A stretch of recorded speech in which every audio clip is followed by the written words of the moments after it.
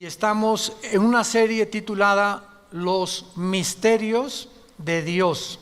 Ojalá que la mayor parte de ustedes, sobre todo los que están aquí presentes y también por los medios de comunicación masivos, sigan estas conferencias para que puedan ustedes relacionarlas unas con otras y darse cuenta que el cristianismo es para discípulos.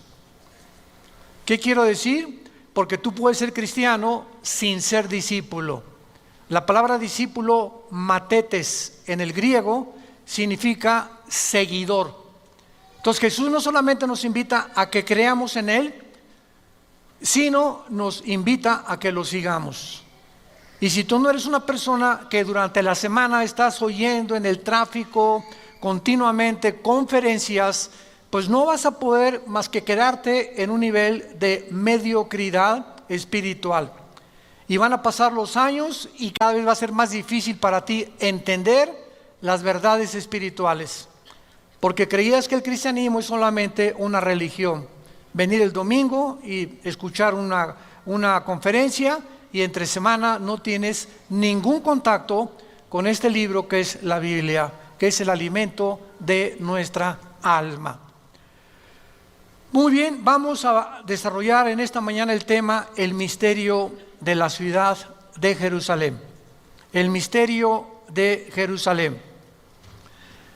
En el libro del Éxodo capítulo 2, si me quieren ustedes acompañar, los que no traigan Biblia, siéntense con un cristiano. Venir sin Biblia a la iglesia ya es el colmo de los colmos. En el capítulo 2 del Génesis, versículo 10 en adelante, se nos da una ubicación aproximada del huerto del Edén. Y lo que nos va a sorprender en este estudio, en esta mañana, va a ser en dónde se encontraba el huerto del Edén. Porque supuestamente, de acuerdo a la ubicación que vamos a leer en estos ríos, que es el Tigris y el Éufrates, que nace el Tigris desde Turquía y va bajando hasta el Golfo Pérsico, igual que el río Éufrates, y atraviesan la tierra de Siria, Irak. Entonces, durante mucho tiempo se especuló de que el huerto del Edén se encontraba cerca de Irak. Y no solamente eso, sino que yo hace muchos años también lo creí. Porque aquí claramente dice el capítulo 2 del Génesis, versículo 10, salía de Edén, pero acuérdense una cosa, el Edén era toda el área geográfica. Y dentro de toda esa área geográfica, puso Dios al oriente del Edén el huerto o el jardín donde colocó a la primer pareja humana. Entonces, cuando hablamos de que Adán y Eva crecieron en el Edén, nos equivocamos, porque Dios crea a Adán, síganme con cuidado, fuera del huerto. Y ya que Dios creó a Adán, lo coloca dentro del huerto, o el paraíso o el jardín. Y las únicas que fueron creadas en el huerto, en el paraíso, fueron las mujeres. Nadie se alegra, ¿verdad? Menos los hombres. Vean antes en el capítulo 2 del Génesis, versículo 8, y Jehová Dios, vamos a ver, Jehová Dios plantó un huerto en Edén. O sea, Edén era la zona geográfica. Fíjense cómo comenzamos a estudiar la Biblia detenidamente y nos sorprendemos de cosas que no habíamos notado antes. Por eso esta serie se llama Los Misterios de Dios. Jehová plantó un huerto en Edén al oriente y puso allí al hombre. O sea, Adán fue colocado en el huerto del Edén. No fue creado en el huerto. Fue creado en el Edén, o sea, en la zona geográfica. Y ahí puso al hombre que había formado, y ahí hizo Dios nacer los árboles que ya sabemos, del árbol de la vida, los árboles frutales, etcétera, etcétera. Versículo 10. Y de ahí del Edén, o sea, no del huerto, del Edén salía un río para regar el huerto y de allí se repartía en 4 brazos. El nombre de uno era Pisón. Este rodeaba la tierra de Ávila, donde hay oro. Y el oro de aquella tierra es bueno. Allí también hay también bedelio y ónice. El nombre del segundo río era Gilgón. Este es el que rodea toda la tierra de Cus, o sea, el África. Y el nombre del tercer río Hiddekel, que este es el río Tigris. Este es el que va al oriente de Asiria, y el cuarto río es el Éufrates. Entonces, cuando vemos un mapa actualmente de toda la zona del Medio Oriente, nos damos cuenta que el río Tigris y el Éufrates cruzan por Siria e Irak y desembocan casi en el Golfo Pérsico, e Israel está un poco atrás. Pero recordemos algo, cuando vino el diluvio universal, cambió completamente la geografía del Medio Oriente. Muchos creen que el río que no tiene nombre aquí era el río Nilo, que está en Egipto al sur de Israel. Entonces, cuando vemos todas estas cosas, podemos nosotros ya armar nuestro rompecabezas, porque la suma de la Biblia es la verdad. Tenemos que tomar aquí y tenemos que tomar allá para poder realmente descubrir los misterios que están aquí escondidos. Vayamos rápidamente para comprobar esto al libro de Deuteronomio capítulo 32. Deuteronomio 32. Y veamos nosotros en el versículo 8 que la Biblia nos muestra cuando el Altísimo hizo heredar a las naciones. En otras palabras, aquí en este pasaje Dios nos muestra que la conformación geopolítica y geográfica del mundo, Él la dividió. Se cree, ¿verdad? Y está comprobado que los 5 continentes que hay ahorita era un solo bloque de tierra. Y Europa se desprendió de América, África se desprendió también, Australia también. Entonces nos damos cuenta que antes todo estaba pegado, pero vino un cataclismo como el diluvio, que comenzó a separar los continentes, y esto está demostrado paleontológica y arqueológicamente y antropológicamente también. Y dice aquí la Biblia que Dios hizo heredar las naciones, o sea, Dios le dio a los españoles, ustedes van a ser españoles, italianos, etcétera, etcétera, y vino la división completa del mundo cuando hizo dividir a los hijos de los hombres y estableció los límites de los pueblos según el número de los hijos de Israel.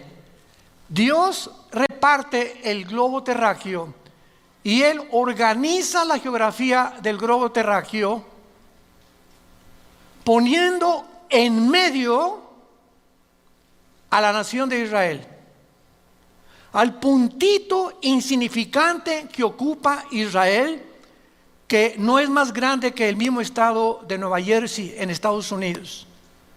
Si tú ves un mapa geográfico, Israel casi ni siquiera se puede distinguir, junto a Egipto, junto a Siria, junto a Jordania, Irán, etcétera, etcétera. Ahora, veamos esto en Ezequiel capítulo 5, esta verdad, que Israel es el centro del mundo entero. Y vamos a ir desarrollando esto poco a poco, y les repito, nos va a sorprender. Dice Ezequiel 5, versículo 5. Así ha dicho Jehová el Señor: esta es Yehú Shalom. Yehú, ciudad; Shalom, la paz. La palabra Jerusalén, Yehú Shalom, significa la ciudad de la paz. La puse en medio de las naciones y de la tierra alrededor de ella. Esta palabra en medio es la palabra Tawej, que significa ombligo. La puse como el ombligo de las naciones. Y esto es muy interesante porque nos damos cuenta que antes de que nosotros saliéramos a este medio ambiente en el cual vivimos, que es el mundo, estuvimos unidos en el vientre de nuestra madre, porque aquí no hay nadie que no haya tenido una mamá, todos venimos de una mujer, Y ahí el cordón umbilical era el medio a través del cual la madre, a través de la placenta, nutría o nos nutría, ¿verdad?, al feto con todas las cosas que necesitamos recibir. Y al salir del vientre de nuestra madre, del mundo donde nos encontramos, ahí estuvimos 9 meses nadando. No respirábamos el aire que estamos respirando ahorita, sino que a través del cordón umbilical nos proporcionaba el oxígeno a nuestra mamá. Y al salir a este medio en el cual nosotros vivimos, ¿qué fue lo que pasó? Viene el pediatra, ¿verdad?, o los médicos, y nos cortan lo que nos conectaba a la antigua vida para integrarnos a la nueva vida. Porque ya ahora no dependeríamos del vientre de la mamá, nos incorporaríamos al mundo en el cual tú y yo vivimos actualmente. Pero nos damos cuenta que el centro del cuerpo humano es el ombligo, porque de ahí salimos. Entonces, esta es la razón por la cual en el hebreo Tahuej dice Dios, Jerusalén es el ombligo de la tierra. Pero vamos poco a poco a ver ahora en Génesis capítulo 10, que antes de que Dios hiciera la división geográfica del mundo, después del diluvio, en Génesis capítulo 10, el mundo se reparte de acuerdo a 3 seres humanos. Todo el mundo se reparte de acuerdo a 3 seres humanos. Ustedes y nosotros y todos los habitantes del mundo entero provenimos de 3 seres humanos. Porque después del diluvio, los únicos sobrevivientes fueron Noé, su esposa y sus 3 hijos con sus 3 esposas, Sem, Cam y Jafet, los 3 hijos de Noé. De acuerdo a la Biblia, el arca aterrizó o descendió en los montes del Ararat, que está casi en la frontera entre Armenia y Turquía de la geografía del siglo XXI. Ahí descendió el arca de Noé. Y hay cantidad de exploradores y arqueólogos que han sacado libros retratando. Uno de ellos fue Jim Irwin, astronauta de la misión del Apolo 15, que fue Jim Irwin el primer astronauta en caminar en la luna en un carrito, mucho después de Aldrin y de todos los primeros que llegaron en el 69 a la luna. Entonces vemos nosotros que Dios nos muestra que después del diluvio hubo una conformación del mundo, y lo dice el versículo 25 de Génesis 10. A Eber nacieron 2 hijos. El nombre del uno fue Peleg. Escucha, porque en sus días fue dividida o repartida la tierra. Y el nombre de su hermano, Joctán. O sea, fue después del diluvio cuando Dios comienza a dividir la tierra, y el mundo es dividido de acuerdo a 3 seres humanos. De Jafet, los que quieran apuntar, o los jafetitas, son los que poblaron toda Europa, los que se conocen como anglosajones. Toda Europa fue fundada por Jafet. Cam es el padre de todos los africanos. De ahí vienen los cananitas, que se convirtieron después en enemigos de Israel. Y Sem viene y fundó todo lo que es el Medio Oriente y el Asia Menor.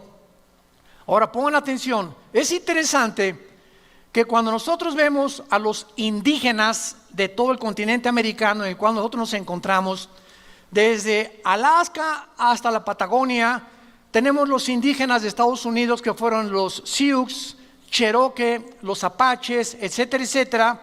Bajamos a México, aztecas, tlaxcaltecas, mixtecos, etcétera, etcétera, chichimecas. Llegamos a los Aucas en Guatemala y todo lo que es el Amazonas, pero todos absolutamente tienen los mismos rasgos. ¿Nunca se han preguntado cómo llegaron los indígenas a poblar el continente americano en el cual nos encontramos nosotros? Bueno, pues del Asia, porque son semitas. Entonces, el continente americano fue fundado por semitas, ni por Jafet ni por Cam. Los semitas o los asiáticos entraron y cruzaron a este continente por el estrecho de Bering, al norte del continente americano.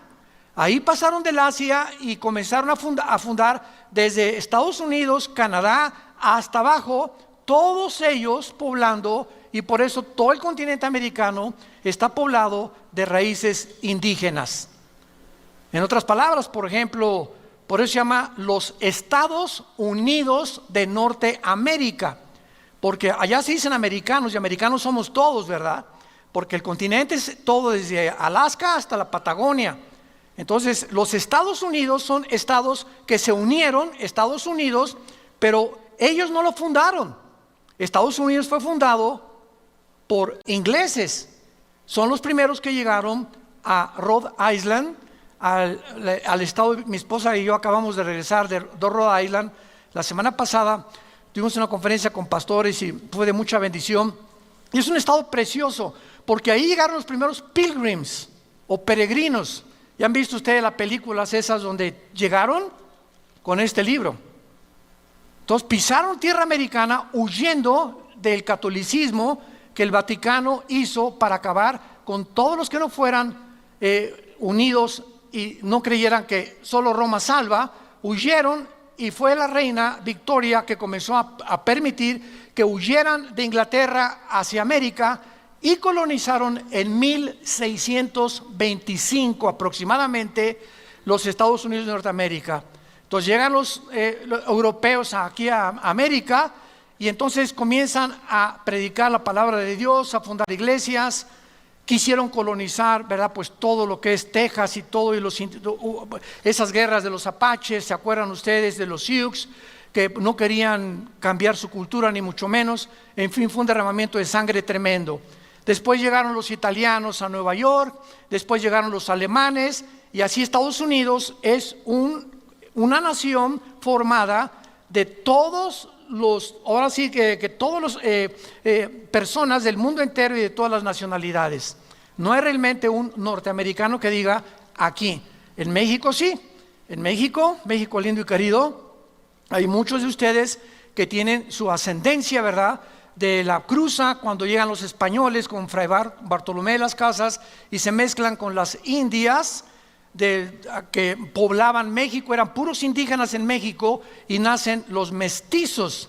Entonces llega Hernán Cortés y todos los colonizadores y unen la religión católica con la brujería de los indígenas.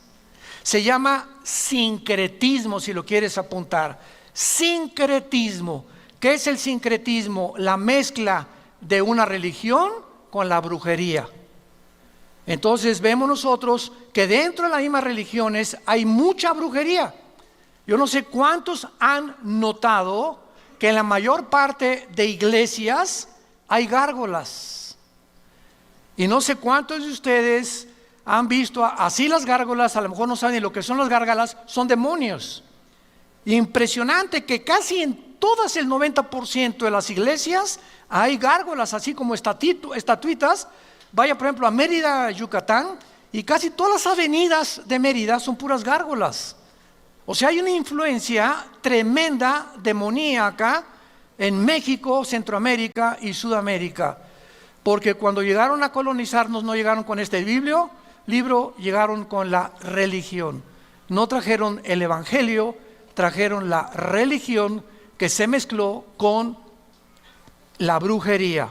Muy bien, abandonando este desarrollo que estamos haciendo de la colonización y de dónde provenimos nosotros, nuestro punto principal es el siguiente. Realmente el huerto del Edén se encontraba en lo que es ahora la ciudad de Jerusalén. ¿Es posible que Jerusalén, siendo el centro en el cual Dios puso a las naciones del mundo, y siendo el huerto del Edén donde Dios coloca al ser humano y donde se encuentra el monte de Sión. ¿Saben por qué se llama Jerusalén el monte de Sión? Gracias a David. Porque Jerusalén está en un monte, también le llaman el monte del templo. ¿Y saben ustedes dónde se encontraba?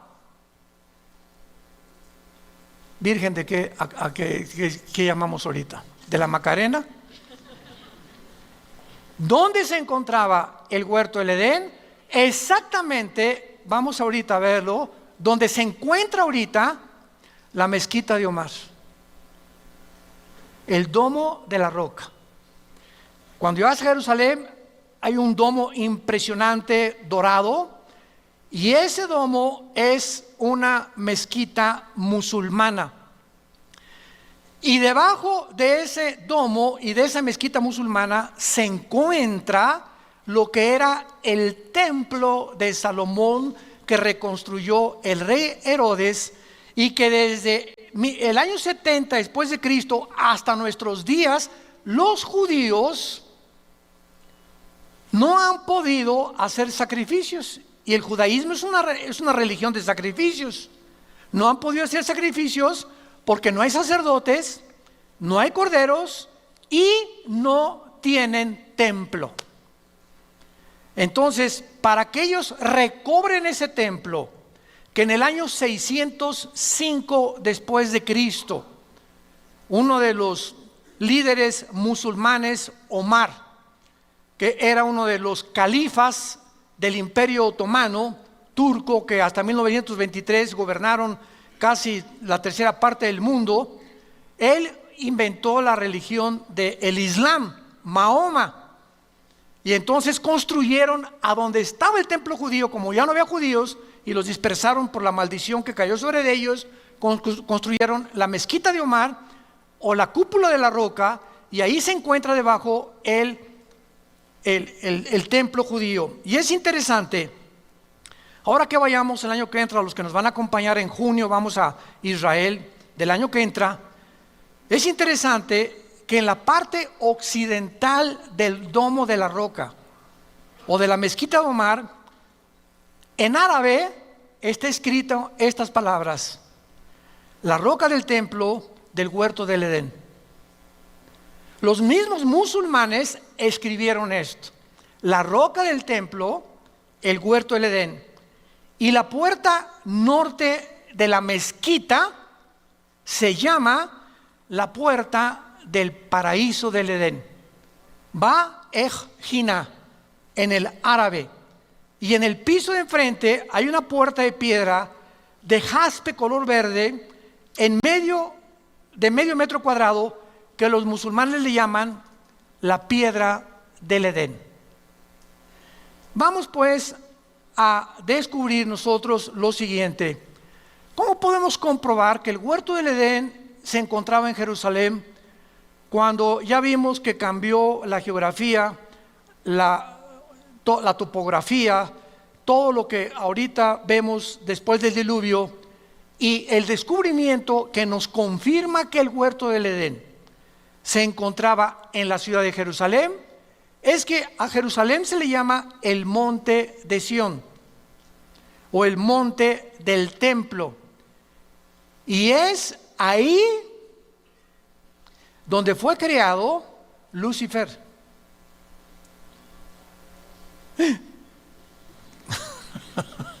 Vayamos a Ezequiel capítulo 28. Ezequiel 28. Vean cómo podemos acercarnos poco a poco a toda esta investigación. En Ezequiel 28, la Biblia nos da la localización de que antes de que Dios creara a Adán y a Eva, este planeta Tierra, había estado ocupado antes que nosotros. Se le llama el mundo pre-adámico, pero no por seres humanos, porque fuimos nosotros una creación especial de Dios después de los ángeles. Los ángeles se le llama la familia de Dios en el cielo, y la familia de Dios en la tierra es la iglesia, somos nosotros. Entonces, nos damos cuenta que cuando estudiamos la Biblia, Satanás o Lucifer, que era su nombre, el que lleva la estrella o el que porta la luz, su nombre no es Satanás. La palabra Satanás viene del hebreo Satán, que significa enemigo o adversario. Entonces es un título nada más. Licenciado Carlos Vélez. Licenciado es el título, su nombre es Carlos, su apellido es Vélez. Entonces cuando hablamos de Satanás no es un nombre, es un título, el enemigo de Dios. El diablo no es un nombre. El diablo significa el que acusa, el que calumnia. Son títulos que nos hablan del carácter de Lucifer. El nombre de él es Lucifer, la estrella de la mañana, y vamos a ver por qué. En Ezequiel 28, versículo 12 en adelante, dice: Hijo de hombre, levanta endechas sobre el rey de Tiro, y dile, así ha dicho Jehová el Señor, tú eras el sello de la perfección. Aquí inmediatamente descubrimos que no está hablándole al rey de Tiro, a una persona física, humana como tú y como yo. Y lo vamos a ver más adelante, porque realmente ningún ser humano ha sido creado perfecto como Lucifer lo fue. Entonces, cuando está hablando el Espíritu Santo, nos está mostrando la Biblia que siempre detrás de los gobernantes se encuentran poderes de las tinieblas. Detrás de mucha gente, de muchos brujos, de muchos gobernantes, de muchos artistas, de muchos músicos, de muchos políticos, de muchos cantantes, se encuentran otras entidades espirituales que los están usando en el mundo.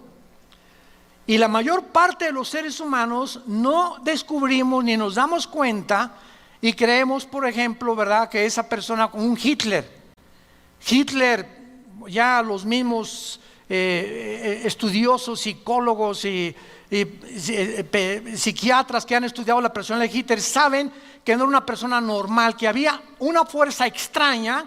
Los mismos que se acercaban a Hitler sentían algo diabólico en él, y la Biblia nos muestra claramente que, pues claro, era un personaje completamente controlado por demonios. Más bien le ganaba al Gadareno, porque el Gadareno tenía 5,000 demonios y Hitler lo gobernaba un principado, un jefe de los demonios. Entonces la Biblia nos muestra también, ¿se acuerdan de Pedro? Que Cristo comienza a hablarles: es necesario que el Hijo del Hombre sea entregado por los ancianos, los líderes, los escribas, que muera, que sea crucificado y resucite al tercer día. Y en ese momento Pedro se acerca y le dice: no, Señor, no te acontezca tal cosa. Y se voltea a Jesús y le dice: aléjate de mí, Satanás. En ese momento algo estaba ocupando las cuerdas vocales del apóstol Pedro. Bueno, no era apóstol todavía, pero estaba tratando Satanás a través de Pedro hacer que Cristo no llegara a la culminación de su misión.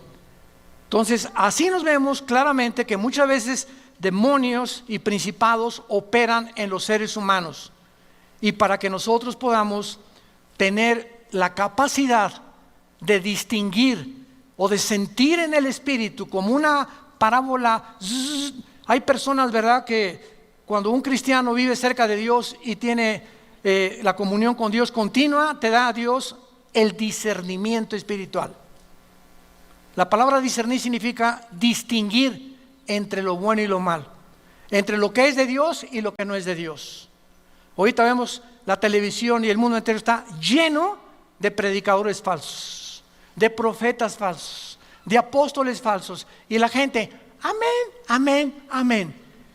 La mayor parte de la gente no distinguen, ¿verdad?, ni siquiera como esa persona. Y dices: pero ¿cómo le puedes creer a esa persona, no? ¿Cómo es posible que puedas aceptar lo que él está predicando, que está violando la palabra de Dios? Porque no tienen discernimiento espiritual, y el domingo ni la Biblia traen a la iglesia. Y dice 2 Tesalonicenses 5, van a ser engañados. Y dejemos que aparezca el anticristo para que entonces el engaño se multiplique mucho más. Entonces aquí el Espíritu Santo le está hablando a Lucifer, y vamos a ver por qué. Versículo 13, en Edén. O sea, el rey de Tiro nunca estuvo en el Edén. En Edén, en el huerto de Dios. Edén es la zona geográfica, el huerto es el jardín que Dios colocó para probar a la primer pareja humana. Ahí dice la Biblia que estuvo Lucifer. Ahí estuviste. De toda piedra preciosa era tu vestidura. La palabra merucá en el hebreo, vestidura, no es ropa, es cabañas o lugares de habitar. En otras palabras, el huerto del Edén de Adán y Eva eran frutas, árboles deliciosos, agua cristalina, era un bosque impresionante, ¿verdad? De belleza, guacamayas, me imagino, y todo así bonito, flores por todos lados, era un jardín hermosísimo con manzanas, con almendras, etcétera, etcétera. El huerto del Edén, antes que nosotros, era un lugar de piedras preciosas, de puros metales. De puros metales. Y cuando dice la Biblia que donde Satanás habitaba era cornerina, topacio, jaspe, crisólito, berilo, ónice, de zafiro, carbunclo, esmeralda, oro, etcétera, etcétera, son las mismas piedras preciosas que usaba el sumo sacerdote de Israel cuando Dios diseña el tabernáculo, y tenía aquí en el pecho, se llamaba el efod. El sumo sacerdote entraba al lugar santísimo en el Antiguo Testamento y entraba con 12 piedras preciosas, 4, 4 y 4. Eran 3 hileras de piedras y son estas que menciona aquí. Esto es interesante. ¿Por qué Dios relaciona las piedras preciosas del Edén con las piedras preciosas del sumo sacerdote? Ya cuando desaparece ese Edén y ahora es un paraíso que ya tampoco existe, ¿por qué lo relaciona con las piedras del sumo sacerdote? Esto nos habla que Lucifer fungía y tenía el oficio del sumo sacerdote en el cielo. Vamos con mucho cuidado. Pregunta, ¿pero cómo si no había pecado podía haber un sacerdote? Porque la palabra erios en el griego, sacerdote, significa el que intercede por otra persona. Es lo que significa la palabra sacerdote. Y ahora ya no tenemos nosotros a ningún sacerdote. Ahora nosotros somos sacerdotes cuando recibimos a Cristo, porque ahora yo puedo orar por mis hijos, puedes orar por otra persona ante Dios sin el intermediario de ninguna otra persona. Ya en la cruz a nuestros días, ya no tengo que venir con una persona y decirle, por favor, le voy a decir mis pecados, me confieso y me perdona, pues ese 20 Aves Marías o 5 Padres Nuestros y usted es perdonado. Y eso ya no existe. Ahora nuestro sumo sacerdote es Jesucristo. Y Él es el que está intercediendo por nosotros. Ya no hay necesidad de intermediarios humanos, porque no hay más que un mediador entre Dios y los hombres, Jesucristo hombre. 1 Timoteo capítulo 2. Muy bien. Entonces, esta era la habitación de Lucifer. Y a lo que vamos es que ahí en el lugar del Edén se encontraba lo que se llama el monte de Sión. Dice el versículo 14, tú querubín grande. 2, Lucifer no era un ángel. No es un ángel caído. Lucifer era un querubín. Los querubines son el rango más elevado de todos los demás criaturas que Dios creó. Por favor, síganme. Los querubines es una especie, entidades espirituales completamente diferentes. Unos tienen alas, otros tienen 4 alas, otros no tienen alas. Abajo de los querubines están los serafines. Isaías capítulo 6 del 1 al 4, que están y no bajan a la tierra. Día y noche están santo, santo, santo. Kadosh, Kadosh, Kadosh es el nombre de Dios, el Santo de Israel. Y los ángeles es otro rango de criaturas que Dios creó para mandarlos a este mundo. La palabra malak en el hebreo, y angelos en el griego significa mensajero. Entonces la palabra ángel significa mensajeros. Los querubines no son mensajeros, ni tampoco los querubines, ni los serafines.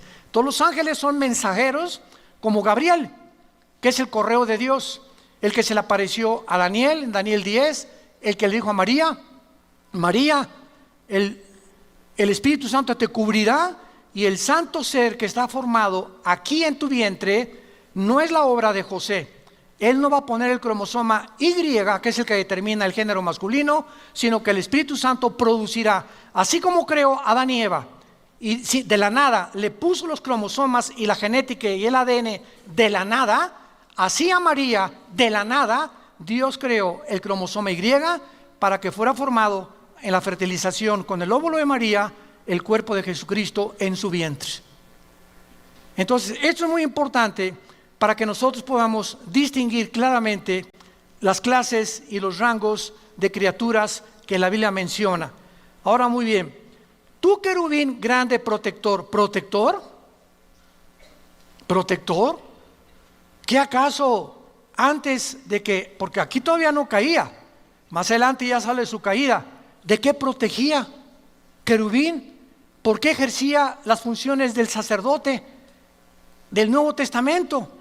Simplemente porque cuando Dios creó a los ángeles y a los querubines y a los serafines, Dios los creó con la misma capacidad que nos creó a nosotros, con la capacidad de que ellos pudieran algún día hacer una elección entre el bien y entre el mal. Oiga, pero si el mal no existía, no existía, porque cuando Adán y Eva fueron creados con la naturaleza pecaminosa. No, ¿verdad? Adán y Eva no fueron creados con pecado, no había una naturaleza pecaminosa, y estando una naturaleza sin pecado, pecaron. Esos mis teólogos ¿no se han empachado? Bueno, seguimos. Cristo, cuando fue también formado en el vientre de María, nació sin una naturaleza pecaminosa. Así fueron creados los ángeles también, porque Dios no es el creador del pecado. Pero los ángeles tenían la opción, como la tuvo María, como la tuvo Jesucristo, de haber escogido resistir la tentación o rechazar la tentación. El único que la venció fue Jesucristo. Pero los ángeles tuvieron la oportunidad. Lucifer entonces cuidaba el atrio santo en el cielo, porque la Biblia dice que hay un templo en el cielo, donde lo dice todo el libro de Apocalipsis. Dice la Biblia, se abrió el cielo y dice Juan, vi el templo de Dios. O sea, no es una iglesia como con construcciones, ni con una cruz, ni mucho menos, ¿verdad? El lugar de la habitación de Dios, donde Dios es adorado por millones de millones de millones de millones de criaturas angelicales. Entonces Satanás tenía que cuidar el trono de Dios, y fue a quien se le asignó la tarea de cuidar el que pecó contra Dios. Y cuando vemos nosotros la pregunta que la mayor parte de los ateos hacen y en la universidad te van a hacer, ¿por qué Dios creó el mal? ¿O por qué Dios permitió el mal en el mundo? Ellos, los ateos, no tienen respuesta. ¿Por qué creen que nos preguntan a nosotros? Porque el cristianismo es el único sistema de pensamiento que ofrece estas respuestas. Nunca le van a preguntar a un musulmán, nunca le van a preguntar a un hindú el origen del mal, ni el origen del hombre, ni el origen de las lenguas, ni de las naciones, ni de los gobiernos, porque todo esto se encuentra en la Biblia nada más. En ningún otro libro sagrado, ni en el Ramayana, ni en los Vedas, ni en el Tripitaka de Buda, etcétera, etcétera, ni en el Corán de los musulmanes, se encuentran respuestas a las grandes incógnitas de la raza humana, más que en las Sagradas Escrituras. Y esta es la razón por la cual es el sistema de pensamiento más atacado, más controvertido y más odiado del mundo. No, la Biblia fue hecha por hombres. contiene historias, leyendas como Adán y Eva. Oye, espérame tantito, una barbaridad y una marihuanada más grande de decir que venimos de los changos está peor. Se necesita mucho más fe para creer que realmente somos el resultado de un accidente, a creer que somos el resultado de un Dios inteligente que tuvo comunión con nosotros y que anhela tener comunión con nosotros, y que después de la muerte tendremos un juicio porque somos agentes morales responsables. Entonces Satanás fue creado para poder, Lucifer, cuidar el templo de Dios. Muy bien, vamos a contestar la pregunta. Cuando Dios crea el universo y crea las criaturas, Él no podía crear criaturas sin una alternativa. Se las voy a poner más fácil. Si tú en una nación te dicen que votes porque esa nación se considera democrática y nada más hay un candidato, ¿eso es democracia? Eso es dictadura, ¿verdad? O sea, para que haya democracia tiene que haber libertad de poder tú decidir entre uno o el otro. Entonces, cuando Dios crea el universo y a sus criaturas, no pudo haber creado un solo camino, porque hubieran sido robots. Dios permite la otra opción, el otro camino, para que ellos pudieran escoger libremente, escoger ese camino o escogerlo a Él. Y eso es lo que nos hace agentes morales responsables de nuestras acciones. Como dijo Agustín de Hipona, el teólogo de la Iglesia Católica en el siglo III después de Cristo, si Dios hubiera creado un mundo donde no hay mal, o donde no hubiera existido el mal, hubiera sido un mundo de robots. Era muy fácil que Dios nos creara como con cuerda, ámame, ámame, ámame, pero a Dios le agradó permitir que pudiéramos escoger el otro camino. Y esta es la razón por la cual había la capacidad en los ángeles, creados perfectos, como en Adán, creado perfecto, como en Cristo, nacido perfecto de María, la capacidad de que pudieran enfrentar tentaciones para probar realmente si servían a Dios. Y esta es la razón por la cual daremos cuenta algún día de nuestras acciones. Ahora, claro que ¿sabía Dios que Adán y Eva iban a caer? Claro. ¿Sabía Dios que Lucifer iba a caer? Claro que lo sabía. Dios es omnisciente. Entonces, ¿por qué lo creía Dios? ¿Y por qué si Adán y Eva Dios sabía que iban a crear? Pues ¿para qué les pone la tentación? Porque esta era precisamente la prueba por la cual nosotros tenemos que responder. ¿Por qué si tu maestro te dice, Pepito va a reprobar el tercer año? Y entonces, ¿para qué me hace la prueba? Precisamente para demostrar que vas a reprobar y que fuiste un mediocre durante todo el año. Nunca quisiste estudiar ni pagar el precio. Entonces, yo sé que tú vas a reprobar simplemente por la forma en que tú te conduces. Y fue por lo que hizo Dios a Judas también. Imaginémonos a Judas en el juicio. Oye, ¿para qué me creaste si dice la Biblia que yo era el que iba a entregar a tu hijo? Es más, dice Judas, por favor, reconózcanme, si yo no traiciono a Jesús, ustedes no hubieran sido salvados. Porque gracias a que yo lo traicioné, entonces Jesús pudo morir por nosotros. Pero si yo no lo traiciono, Cristo no muere en la cruz. ¿Se fijan esta línea de lógica, aparentemente lógica? ¿Saben quién pensaba de esta manera? Un ateo italiano llamado Giovanni Papini. Y me acuerdo que antes de ser cristiano, estas preguntas se las hice yo a los cristianos y no hubo quien me respondiera. Y por eso persistí en mi ateísmo, porque yo exigía respuestas lógicas, razonables, que me hicieran pensar y me hicieran calcular exactamente lo bueno y lo malo y lo que iba a estar de por medio. Y entonces, cuando vemos todo este razonamiento, nos damos cuenta claramente, ¿verdad?, de que la omnisciencia de Dios no significa que Dios escoge a unos para el cielo y otros para el infierno. Este es un calvinismo completamente extremo. ¿Dios sabe quiénes se van a condenar? Sí. Entonces, ¿para qué me creo? Porque cuando Judas le diga a Dios esto que acabamos de mencionar, Dios le va a decir a Judas, Judas, yo sabía que tú ibas a entregar a mi hijo, por eso escribí antes de que tú nacieras que eras el hijo de perdición. Entonces, ¿para qué me creaste? Porque si no te hubiera creado y hubiera impedido que hicieras lo que hiciste y traicionar a mi hijo, hubiera violado la característica más grande que le di a los seres humanos, la libertad de escoger. El día que Dios coarte la libertad y que diga, ¿por qué no me impidió Dios que me casara con cabeza de albóndiga? ¿Por qué me permitió Dios que me casara con esta foca? ¿Por qué estas cosas? Es que precisamente tú lo acabas de decir. Dios tiene que permitirlo. No puede impedir nuestro libre albedrío. ¿Y para qué dejó Dios que fumara marihuana? Es que si Él lo impide, te roba nuestro libre albedrío. Y esto es lo que vamos a dar cuentas, precisamente de esto. ¿Por qué Dios me permitió que fuera alcohólico? Es que el alcoholismo no es una enfermedad, es una decisión.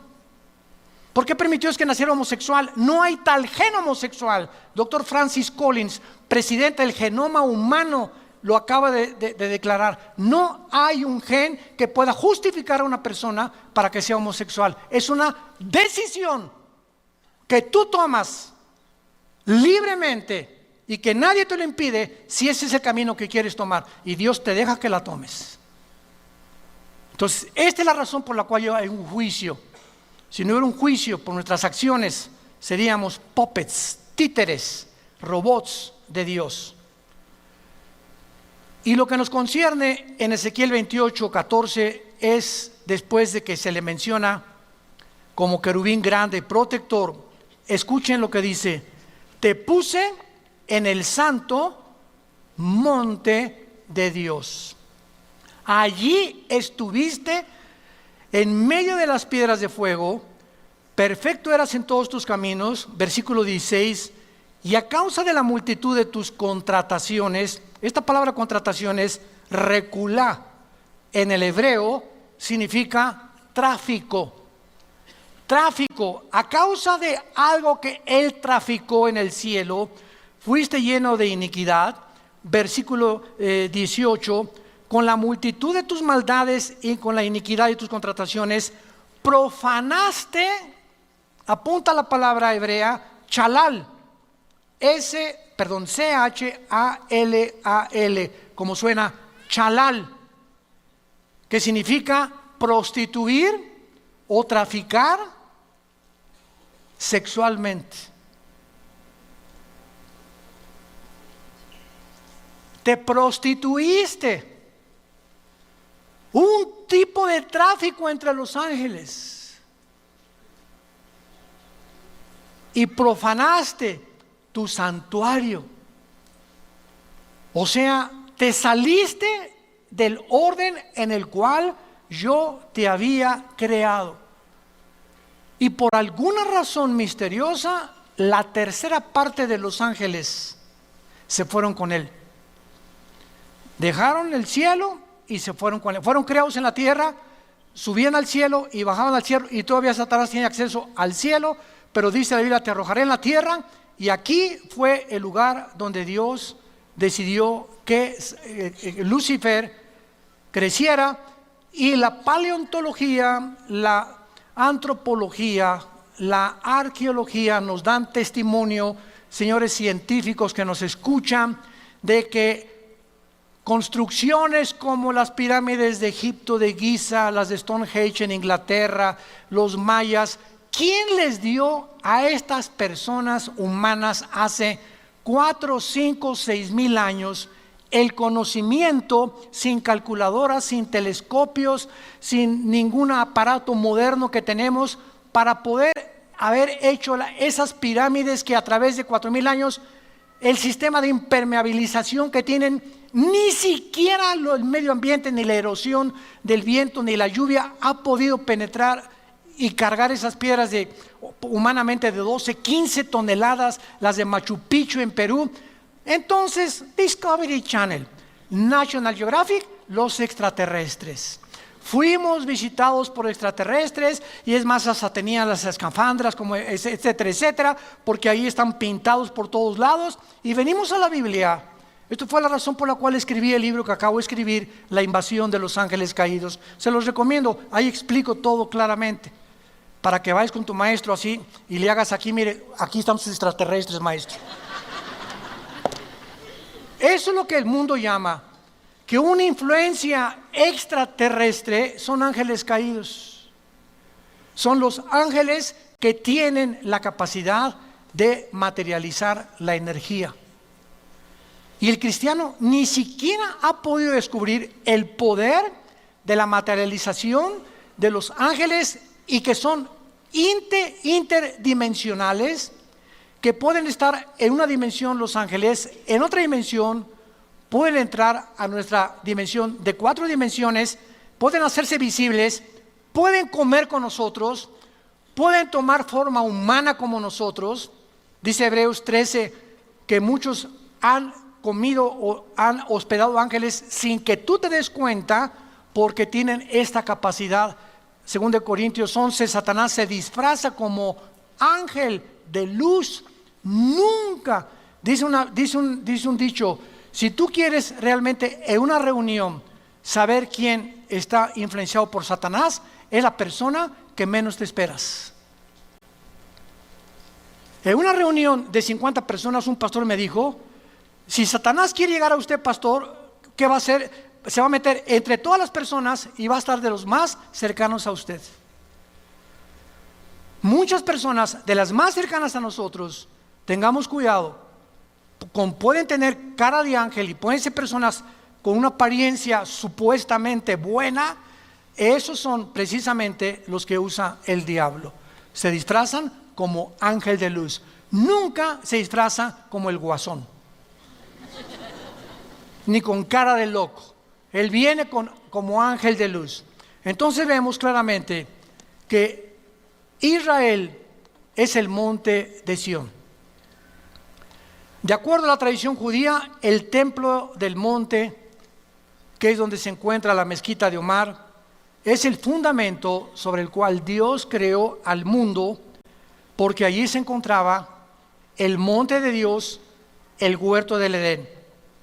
Ahí fue donde Salomón edificó su templo. Ahí se le apareció en el monte de Sión a David. Ahí Abraham intentó sacrificar a Isaac, y actualmente es el lugar donde está la mezquita de Omar. La implicación de este estudio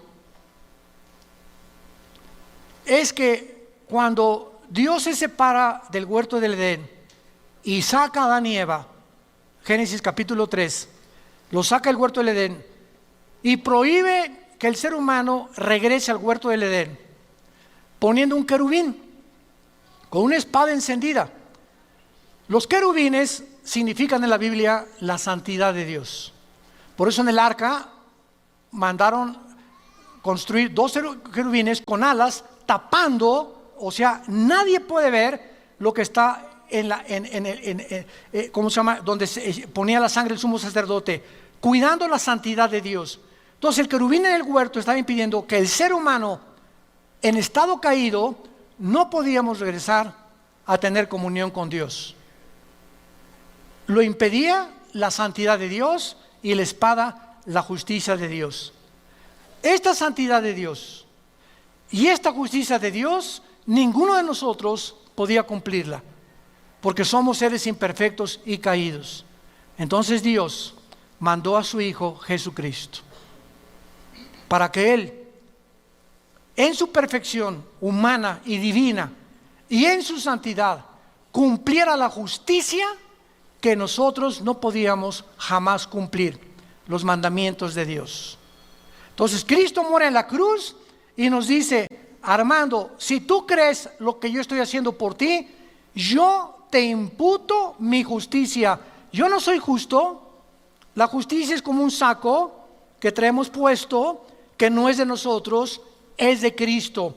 Pero es esta justicia de Cristo la que tapa nuestros pecados, porque a los ojos de Dios estamos sentados ya con Él. Efesios capítulo 3, estamos ya sentados con Cristo y ya Dios nos ve sin pecado. Esto se llama la posición del cristiano. En la experiencia seguimos pecando, pero gracias a la sangre que es tan fresca como hace 2000 años, la seguimos aplicando todos los días a nuestra vida. Entonces, esta es la razón por la cual los querubines, representando la justicia y la santidad de Dios, fueron puestos para bloquear la entrada del ser humano. Ahora, muy bien, el ser humano es sacado del huerto, pero Dios, rápidamente, Éxodo capítulo 25, para terminar, Éxodo 25, Dios anhela que esa comunión que Él tuvo en el huerto con Adán y con Eva se pudiera continuar manteniendo. Pero como el ser humano no podía cumplir esa justicia y esa santidad hasta la cruz, le dio órdenes a Moisés: constrúyeme un lugar donde yo habite y donde nadie puede entrar más que un sumo sacerdote, una vez al año, que se llamó el tabernáculo. Pero veamos la razón por la cual Dios lo hizo. Versículo 8, Éxodo 25, 8. Harán un santuario para mí y habitaré en medio de ellos. ¿Cuál fue el propósito del tabernáculo en el desierto? Que Dios quería seguir morando en medio de nosotros. Entonces el pueblo venía con los sacrificios y ofrecían el sacrificio, y por un año sus pecados les eran perdonados. Y cada año sacrificios y sacrificios, sacrificios, hasta la cruz de Cristo, el sacrificio perfecto. Y ahora, después de Cristo, baja el Espíritu Santo del cielo, cosa que no hizo en el Antiguo Testamento más que temporalmente. Y ahora dice la Biblia, 1 Corintios 6, 19 y 20, ¿qué no saben que ahora ustedes son el tabernáculo de Dios? Ahora nosotros somos el templo de Dios. Ahora Él habita dentro de nosotros. Y ahora no tengo que estar buscando en emociones. Quiero sentir a Dios. Aquí está dentro de ti. Cabeza de caracol. Es que si en esta iglesia no se siente a Dios, el Espíritu Santo, y si no alguien me tumba al suelo o si no me caigo, yo no siento a Dios. Este es el problema, que el diablo quiere seguir llevándonos a través de la experiencia externa, y Dios no trabaja de afuera hacia adentro, Dios trabaja de dentro hacia afuera. Y a Dios lo encuentras y la comunión con Dios la tienes en el silencio de tu tiempo devocional con Él, en oración y con la palabra de Dios. Porque Dios anhela que tú y yo sigamos teniendo comunión todos los días, no solamente el domingo, porque esto es el cristianismo. En esta comunión Él se comunica con nosotros a través de la Biblia. Cada vez lo experimentamos más, cada vez afinamos más nuestro discernimiento espiritual, y cada vez lo amamos, lo servimos y lo adoramos. Porque Él es espíritu, y en espíritu y en verdad es necesario que adoremos a Dios. Te damos gracias, Señor, por tu palabra, bendita palabra en esta mañana.